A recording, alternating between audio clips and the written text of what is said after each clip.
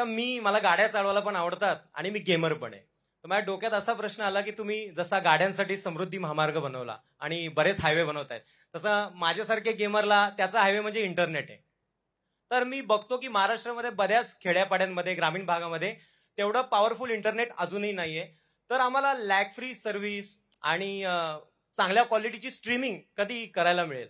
निश्चितपणे मला असं वाटतं की हा अतिशय महत्त्वाचा प्रश्न आहे आणि विशेषतः आय कॅन इमॅजिन की एखाद्या गेमरला जर लॅग आला तर काय परिस्थिती होईल. म्हणजे मला आठवतं की पूर्वी जेव्हा आपलं इंटरनेट सुरू झालं आणि त्यावेळेस एखादी वेबसाईट आपण डाउनलोड करायचो तर त्यावेळेस www टाईप केल्यानंतर ते लॅग जो यायचा तर त्याचं नाव वर्ल्ड वाईड वेबच्या ऐवजी वर्ल्ड वाईड वेट झालं होतं.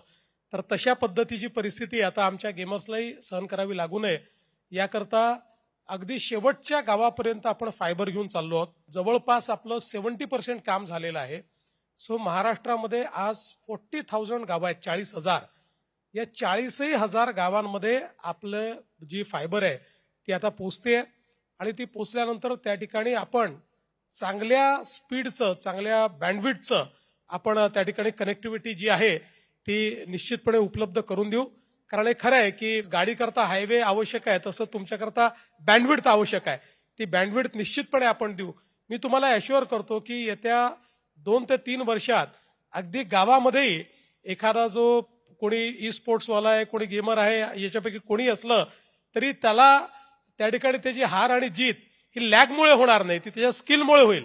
पण there will be no lag. आम्ही 100% त्याला बँडविड्थ देऊ. Thank you CA sir. माझ्यासोबत सगळ्यांना उत्तरं भेटली. थँक्यू.